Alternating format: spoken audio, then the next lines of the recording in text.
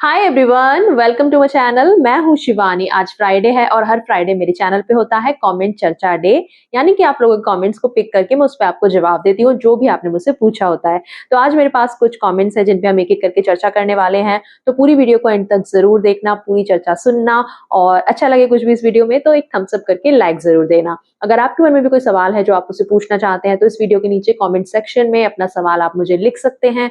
जो next video आएगी comment चर्चा की, हो सकता है उसमें आपका सवाल भी पिक हो जाए। और अगर आपने मेरे चैनल को सब्सक्राइब नहीं किया है अभी तक तो किस बात का वेट कर रहे हैं आप? जल्दी सब्सक्राइब कर लीजिए ताकि आप मेरी सारी वीडियोस देख पाएं। तो आइए शुरू करते हैं पहले कमेंट के साथ में। पहला कमेंट है, hello ma'am, how are you, where are you from. मैं बहुत अच्छी हूँ और मैं दिल्ली एनसीआर में रहती हूँ अभी। Ma'am please please humble request, please मेरे एक डाउट क्लियर कीजिए प्लीज मैम। ओके ठीक है। जब भी मैं अपने प्राइवेट पार्ट का और अंडर आर्म्स का प्यूबिक हेयर क्लीन या शेव करता हूँ तो शेव करने के बाद मेरे पीनिस में अंडर आर्म्स का हेयर चुभने और खुजली होने लगता है जिसकी वजह मैं बहुत परेशान हो जाता हूँ। तो मैम इसके लिए आपके पास कोई मेडिसिन या सोल्यूशन है? तो देखिए, जब हम रेजर यूज करते हैं या फिर हम ट्रिमर यूज करते हैं तो उसमें हम जड़ से नहीं उखाड़ रहे बाल को। जैसे वैक्सिंग में क्या होता है, जड़ से उखड़ रहा है बाल, या हम हेयर रिमूविंग क्रीम यूज करें तो उसमें भी जड़ से बाल उखड़ते हैं। लेकिन जब हम ट्रिमर का यूज करते हैं या शेविंग करते हैं तो ऊपर से बाल सिर्फ कट होता है। तो जब वो वापस से बड़ा होगा तो हो सकता है वो थोड़ा चुभने वाला आपको फील दे। और खुजली का तो रीजन ये है कि अगर आपने रेजर ठीक से यूज नहीं किया, अगर आपका रेजर घिस गया है और आप मॉइस्चराइज नहीं करते हो उस एरिया को, तो ये सारे रीजन भी हो सकते हैं। तो इसमें आपको सोल्यूशन जो मैं देना चाहूंगी वो ये है कि अगर आप शेविंग या ट्रिमिंग करते हैं तो उसको आपको जल्दी जल्दी करना होता है। जैसे कि अगर 3-4 दिन बाद ही आपके दोबारा से हेयर ग्रोथ आ जाए और आपको इरिटेट वो करने लगे तो 3-4 दिन बाद ही आपको रिपीट से दोबारा से वो प्रोसेस करना होता है। आप बहुत ज़्यादा लॉन्गर टाइम तक एक बार शेव किया और आप सोचो कि बहुत ज़्यादा लॉन्ग टाइम तक वो चल जाएगा, तो ऐसा नहीं होता है। शेविंग एंड ट्रिमिंग आपको बार-बार करनी पड़ती है। और अगर आप वैक्सिंग करते हो या हेयर रिमूविंग क्रीम यूज़ करते हो तो वो थोड़ा लंबे टाइम तक चल जाता है। तो या तो आप अपना ये हेयर रिमूविंग मेथड को चेंज करो, दूसरा नहीं तो आप जल्दी-जल्दी से वो कर सकते हो। और अगर आपको शेविंग ही करते रहना है तो इस पे मैंने अलग से एक वीडियो बनाई हुई है। उसमें मैंने कुछ शेविंग के टिप्स शेयर किए हैं जिसकी वजह से ये जो रीग्रोथ होती है शेविंग के बाद में वो आपको इरिटेट ना करे, शेविंग आप अच्छे से कर पाओ। तो आप मेरी वो वीडियो देख सकते हैं, मैं यहाँ पे लिंक दे दूँगी आई बटन पे। नेक्स्ट कमेंट पे चलते हैं। Happy birthday, happy anniversary, thank you so much. और बहुत सारे और भी लोगों की विशेष आई थी कमेंट सेक्शन में। मैंने ट्राई किया सबको वैसे रिप्लाई करने का, लेकिन अगर किसी को फिर भी बोलना रह गया है तो थैंक यू सो मच सबको। एंड आपका क्वेश्चन है, क्या ओरल से ऑर्गेज्म आता है विमेन को? हाँ आता है, लेकिन जरूरी नहीं है कि सबको ओरल से ही आए। बहुत सारी फीमेल को जब ओरल के टाइम पे अगर आप क्लिटरस वाले एरिया पे स्टिमुलेशन देते हो तो वहां पे उनको जल्दी से ऑर्गेज्म हो सकता है। और वही कुछ को नहीं भी हो सकता है, सो हो भी सकता है और नहीं भी हो सकता है। नेक्स्ट आपने पूछा है, क्या पाइनएप्पल खाने से मेन पार्ट का टेस्ट अच्छा होता है क्या? क्योंकि बहुत जगह से बोल रहे हैं कि टेस्ट होता है ओरल में। देखिए, जो सीमन है या वजाइना है उसकी अपनी एक स्मेल होती है, अपना एक टेस्ट होता है और ये हर किसी का डिफरेंट हो सकता है। वहां से आने वाली स्मेल और वहां का टेस्ट, और उसका अपना ही टेस्ट होता है। कुछ भी खाने पीने से आप उसको चेंज नहीं कर सकते हो। And it's not going to taste like pineapple और एनी फ्रूट। सो पाइनएप्पल ही नहीं, कुछ और भी ऐसा खाने पीने से ये सब चीजें चेंज नहीं होती हैं। नेक्स्ट कमेंट पे आते हैं। I do oral sex and I enjoy it a lot. Initially I did not like it but now I like it a lot and I do it for a long time. Are there any side effect for doing oral sex too much? No, there is no such side effect इसको करने से।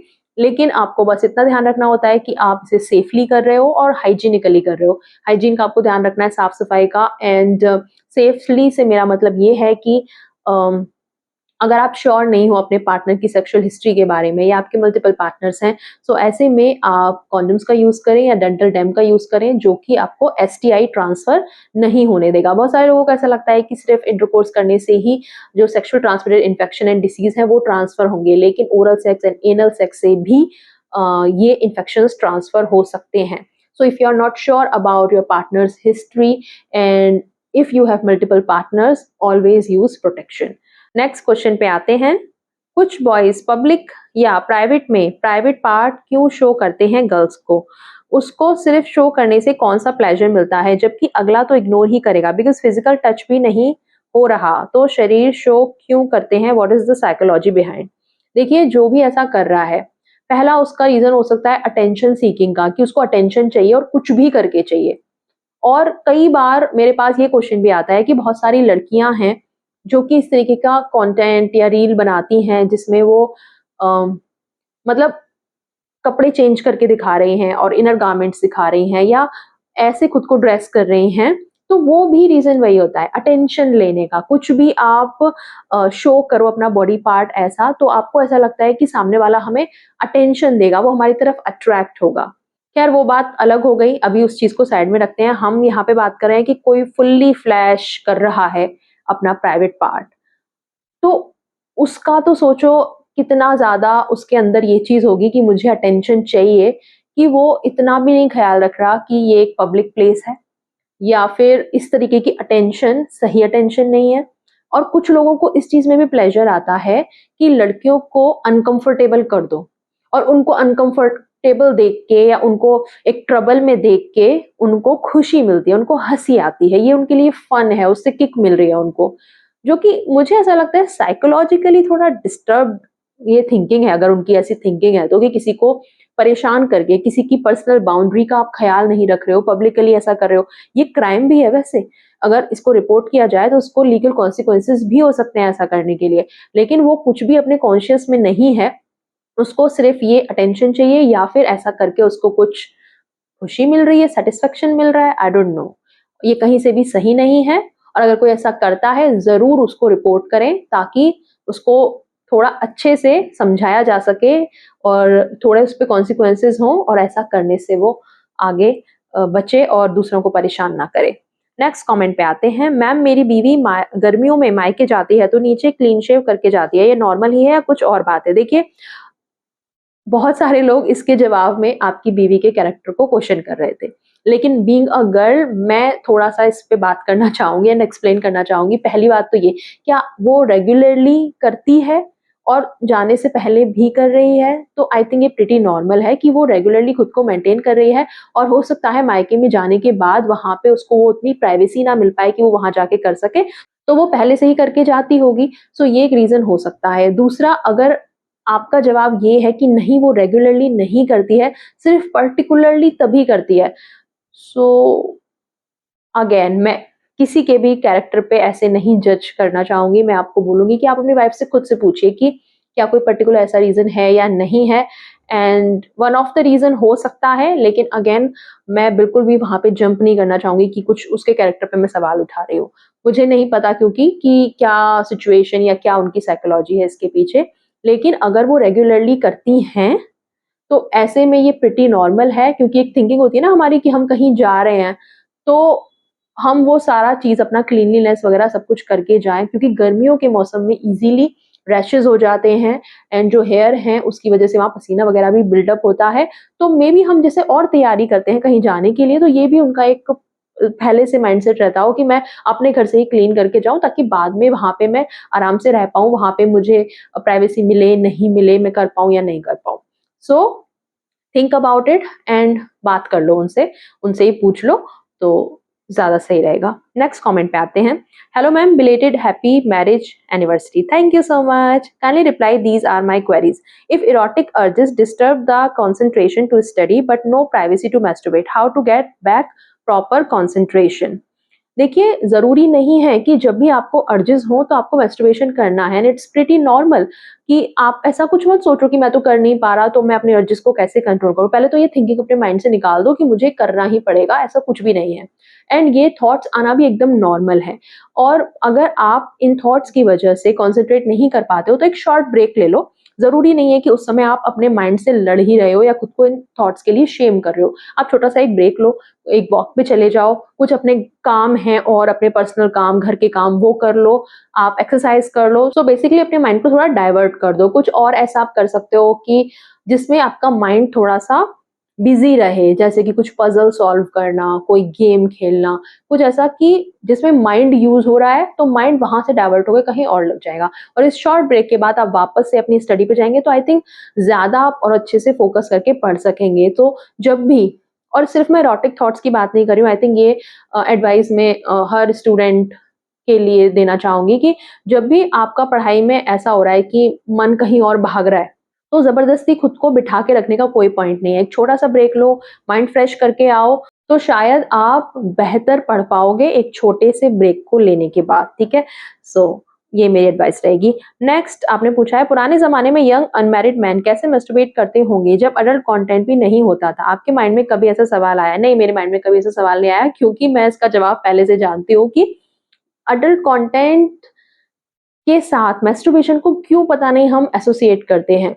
Pornography या adult content देखना एक अलग चीज़ है and masturbate करना अलग चीज़ है। इन दोनों में कोई एज़ सच कोई लिंक नहीं है कि कोई ये देख रहा है तो ये मैस्टरबेट करेगा ही करेगा और कोई मैस्टरबेट कर रहा है तो वो ये देख के ही करेगा। ये तो बहुत ही गलत चीज़ है। पहले के ज़माने में जब ये सब नहीं था और अभी भी बहुत सारे लोग ये करते होंगे, आई एम श्योर कि वो अपना इमेजिनेशन यूज़ करेंगे। उनके अंदर पहले से एक डिज़ायर है, जैसे कि आपने फर्स्ट क्वेश्चन में खुद मेंशन किया कि आपको ऑलरेडी अर्ज होती है। तो जब आपको एक अर्ज हो रही है अंदर से, जब आप ऑलरेडी एक हाई पे हो, जब आपका मन पहले से कर रहा है, तो आपको कुछ देखने की ज़रूरत ही नहीं है। जब आप ऑलरेडी उस ज़ोन में हो, तो आप बस कर लोगे और खुद को रिलीव कर लोगे। तो आपके पास खुद आंसर है, फिर भी आप मुझसे पूछ रहे हो। सो अपना इमेजिनेशन लोग यूज़ करते हैं, उनके अंदर खुद की डिज़ायर होती हैं, अपनी फैंटेसीज़ होती हैं, सो ये सब हेल्प करता है। नेक्स्ट कमेंट पे आते हैं। शिवानी जी, नेक्स्ट कमेंट चर्चा वीडियो में एक्स्ट्रा मैरिटल अफेयर्स के बारे में बात कीजिएगा। आजकल इतना कॉमन क्यों हो गया है? हस्बैंड वाइफ दोनों ही अफेयर रखते हैं पीठ पीछे, क्या रीज़न होते हैं? और जो विक्टिम है, उसे क्या करना चाहिए? माफ़ करके एक मौका देना चाहिए या फिर सीधा डिवोर्स दे देना चाहिए? मुझे ऐसा लगता है अभी ज़्यादा इसलिए है क्योंकि कम्युनिकेशन के जो अभी साधन हैं, वो अब सिंपलर हो गए हैं। पहले के ज़माने में सोचो कि किसी को किसी से बात करनी है तो चिट्ठी लिख के जाती थी, वो भी कभी पहुँचती थी, नहीं पहुँचती थी और लोगों का मिलना भी इतना मुश्किल होता था। तो अभी क्या है, थोड़ा सिंपलर ज़माना है, हर किसी के पास फ़ोन है, इंटरनेट है, अदर और डिवाइसेज़ हैं जिसके थ्रू कम्युनिकेट किया जा सकता है, इतने सारे ऐप्स हैं जहाँ पे कनेक्ट किया जा सकता है। तो इसीलिए अभी सिंपल है थोड़ा-सा पहले के कंपैरेटिवली, तो इसीलिए अफेयर्स अभी ज़्यादा हैं। और अगर आपने रीज़न पूछा कि और क्या रीज़न है, तो ये है कि अपनी शादी में अगर कोई सैटिस्फाई नहीं है, कुछ प्रॉब्लम है, तो अक्सर लोगों को ऐसा लगता है कि बात करना टफ़ है, प्रॉब्लम्स का सॉल्यूशन निकालना टफ़ है। वो मान के बैठ जाते हैं कि ऐसी ही लाइफ़ है अभी तो, अभी क्या करें, और ऐसे रहते हैं और कुछ एक एस्केप ढूँढते रहते हैं और वो एस्केप अगर उनको कहीं से मिल जाता है, सामने से भी रिस्पॉन्स मिल रहा है, तो कर लेते हैं। यही मुझे तो इसका एक रीज़न लगता है कि आपको वहाँ पे प्रॉब्लम ठीक नहीं करनी है, बस आपको एक एस्केप ढूँढना है। और जो आपने पूछा कि विक्टिम को क्या करना चाहिए, तो देखो इसका ना कोई एक करेक्ट आंसर नहीं है और ना ही किसी को बहुत ही क्विकली इम्पल्सिव होके डिसीज़न ले लेना चाहिए कि तुरंत डिवोर्स या फिर दूसरा चांस तो देना ही पड़ेगा। तो ना तो किसी को इतना ईज़ी माफ़ करना चाहिए और ना ही बहुत ईज़िली तुरंत डिवोर्स दे देना चाहिए। पहले उस चीज़ को इंसान प्रोसेस करता है, देखता है क्या सिचुएशन हुई है, क्यों हुई है, लड़ाई-झगड़े होते हैं, ऑफ़ कोर्स ऐसे मोमेंट पे किसी को पता चलेगा इतना बड़ा शॉक है। तो जब आप वो प्रोसेस कर लोगे, फिर आप सोचोगे बैठ के कि क्या हुआ, क्यों हुआ, अब मुझे क्या करना है, मेरे पास क्या ऑप्शन है? ये सबसे बड़ा एक सवाल होता है स्पेशली वुमेन के लिए कि एक फीमेल क्या डिसीज़न लेगी। आदमियों के लिए शायद ईज़ी हो, थोड़ा-सा मुझे ऐसा लगता है, लेकिन वुमेन्स के लिए थोड़ा-सा मुश्किल है क्योंकि अभी भी सोसाइटी में वुमेन को ही ब्लेम करने की मेंटालिटी ज़्यादा होती है। तो इसीलिए उनको थोड़ा सोचना पड़ता है, अगर शादी में बच्चे हैं, वहाँ पे भी सोचना पड़ता है। तो मेबी मेरे लिए अगर आंसर ये है कि भई मैं तो चीटिंग बिल्कुल बर्दाश्त नहीं करूँगी, मैं तो तुरंत डिवोर्स दे दूँगी। सो उसके लिए शायद मेरे पास रीज़न है। शायद मैं थोड़ा-सा फाइनेंशियली इंडिपेंडेंट हूँ कि हाँ, मुझे कुछ ऐसा नहीं है कि मैं अपने पति पे डिपेंडेंट हूँ, तो अगर मेरे साथ कुछ ऐसा हुआ मैं तो भई ये डिसीज़न ले लूँगी। क्योंकि मेरे लिए वो डील ब्रेकर हो सकता है या मैं अपना ख़्याल रख सकती हूँ। मुझे पता है कि क्या आगे वे है। कई बार विमेन को खुद नहीं पता होता, कई बार फैमिली से सपोर्ट नहीं होता, कई बार वो खुद ना इतनी एजुकेटेड हैं, ना कभी उन्होंने बाहर काम किया, ना उनको कुछ पता क्या करना है। तो ऐसी सिचुएशन में कई बार उनको पता ही नहीं होता क्या करना है, कैसे करना है। और कई बार वो इतनी ज़्यादा अटैच्ड होती हैं इस रिश्ते में, शादी में, बच्चों के साथ, कि तब भी वो डिसीज़न नहीं ले पाती हैं। और कई बार हस्बैंड हस्बैंड अगर सामने से ये एश्योरेंस दे कि भई नहीं होगा आगे से ऐसा, या वो उसको समझा ले, अपनी गलती को एक्सेप्ट कर ले, हो सकता है कि वो दूसरा चांस भी दे दे। और मैं उल्टा भी बोलूँगी कि हस्बैंड भी वाइफ को दूसरा chance they they. So it depends कि उन दोनों के बीच में क्या सिचुएशन है, क्योंकि हमारे लिए जो चीज़ सही है, हम वो सबके लिए नहीं लागू कर सकते भाई, कि मैं तो तुरंत डिवोर्स दे दूँगी या मैं तो तुरंत अलग हो जाऊँगी। तो ज़रूरी नहीं ना कि दूसरे के लिए भी इतना आसान हो। या कोई और ऐसा कह रहा है कि भई मैं तो चांस दूँगी मेरे बच्चों के लिए, और हो सकता है मैं बोलूँ कि भाई नहीं, बच्चों के लिए ही एटलीस्ट हमें वो एग्ज़ाम्पल सेट करना है कि ऐसी चीज़ें बर्दाश्त नहीं करनी है। तो हर किसी की थिंकिंग अलग हो सकती है, उसकी अपनी पर्टिकुलर सिचुएशन के अकॉर्डिंग। और ऐसे में मुझे ऐसा लगता है कि कुछ भी एक सही आंसर नहीं है, डिपेंड्स अपॉन एक पर्टिकुलर इंसान की क्या सिचुएशन है, उसके बेसिस पे वो डिसीजन लेगा। नेक्स्ट कमेंट पे आते हैं। हाय शिवानी दी, could you please share some tips on choosing comfortable innerwear for daily use and long travels? It would be really helpful to know what works best for you. I know everyone wear what they comfortable, but to know what our ideal wear is interesting and we try also. So I wait for next comment चर्चा। Okay, देखिए पहली बात तो comfortable मुझे personally ऐसा लगता है कि कॉटन का कपड़ा होना चाहिए, और जितना ज़्यादा उसमें कॉटन की मात्रा हो। कई बार होता है ना कि कपड़ा मिक्स्ड होता है, तो उसमें भी ना लिखा होता है इतने परसेंट इसमें स्पेंडेक्स है, इतने परसेंट कॉटन है। सो जो ज़्यादा मात्रा जिसमें कॉटन की है, मैं वो प्रेफ़र करती हूँ डेली यूज़ में, या ट्रैवल के टाइम पे, या गर्मियों के टाइम पे, बारिश के टाइम पे जब ह्यूमिडिटी है। तो क्योंकि कॉटन का कपड़ा कंफर्टेबल है, अगर आपको पसीने वगैरह आते हैं तो वो भी वो थोड़ा-सा सोक कर लेता है, इरिटेट नहीं करता है, रैशेज़ नहीं करता है। नेक्स्ट चीज़ ये कि अगर ब्रांड की अगर मैं बात करूँ, तो बहुत टाइम से मैंने जॉकी यूज़ किया था, अभी भी करती हूँ मैं, कुछ-कुछ चीज़ें हैं मेरे पास जॉकी की, और जो कि डेली वियर के अकॉर्डिंग मुझे सही लगता है जॉकी। क्लोविया मैंने ट्राई किया, क्लोविया के भी काफ़ी अच्छे इनर वियर्स होते हैं, मैंने ट्राई किए हुए हैं, अभी भी मेरे पास मैक्सिमम चीज़ें क्लोविया की हैं, कुछ जॉकी की हैं, कुछ वैन ह्यूसन की हैं। वैन ह्यूसन थोड़ा-सा प्राइसी हो सकता है इन ब्रांड्स के कंपैरेटिवली। सो वैन ह्यूसन की जो चीज़ें हैं मेरे पास वो ऐसी हैं कि जैसे पैडेड ब्रा है, या फिर जैसे लॉन्जरी सेट्स होते हैं ना, सो सेट वाली चीज़ें वहाँ पे काफ़ी अच्छी मतलब वैरायटी है। तो अगर कभी आप वैन ह्यूसन के स्टोर पे जाएँ तो आप चेक कर सकते हैं। सो उसके मेरे पास काफ़ी चीज़ें हैं, सो वो भी ठीक है, लेकिन डेली वियर के अकॉर्डिंग मैं बोलूँगी कि जॉकी एंड क्लोविया मुझे सही लगते हैं, वहाँ पे कॉटन के अच्छे आपको इनरवियर्स मिल जाएँगे। और वैन ह्यूसन में थोड़ा-सा ये वाला चीज़ है कि लेसेस वगैरह कुछ मतलब वो होता है ना थोड़ा अतरंगी टाइप्स की चीज़ें, तो वो वहाँ पे ज़्यादा अच्छे से मिल जाती हैं, पैडेड ब्रास वगैरह, उसमें भी थोड़ा डिज़ाइन वगैरह की कलेक्शन वगैरह कुछ ऐसी चीज़ें, मतलब लॉन्जरी सेट्स जो हैं, वो वहाँ पे अच्छे हैं। So this is what I prefer. Okay, next comment है, क्या टेस्टोस्टेरोन कम होने से ऐसा फील हो सकता है कि गर्ल्स में नहीं, बॉयज से अट्रैक्शन? अगर हाँ, पता कैसे चलता है? नहीं, ऐसा नहीं होता। टेस्टोस्टेरोन आपका अगर कम है, तो उसकी वजह से कुछ और चीज़ें होंगी, जैसे कि आपकी सेक्स ड्राइव कम हो जाएगी, ठीक है?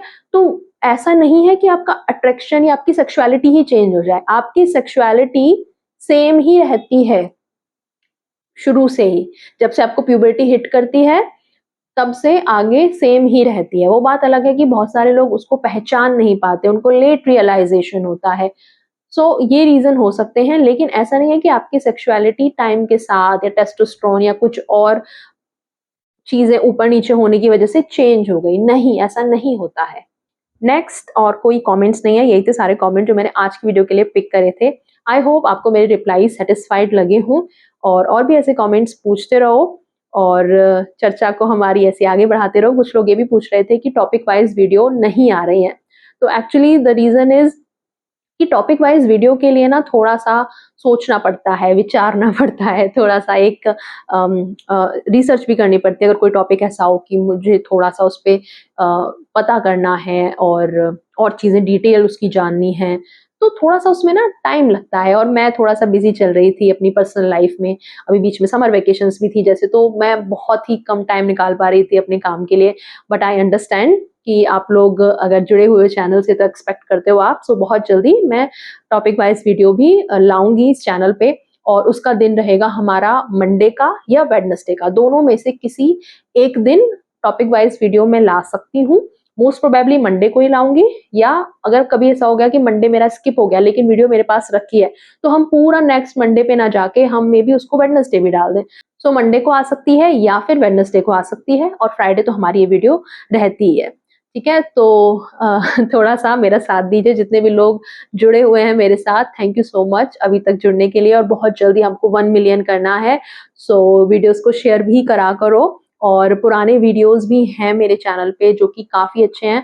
मैं चाह रही हूँ उनमें से कुछ वीडियो शायद मैं रिक्रिएट करूँ, क्योंकि होता है ना कि हमने उस टाइम पे कुछ बनाया था, अभी और मुझे उस बारे में डिटेल्ड नॉलेज है या और बेहतर तरीके से मैं उसको प्रेज़ेंट कर सकती हूँ उस टॉपिक को। सो मेबी मैं सोच रही हूँ कुछ ऐसे टॉपिक्स हैं जिनको मैं रिक्रिएट करूँ।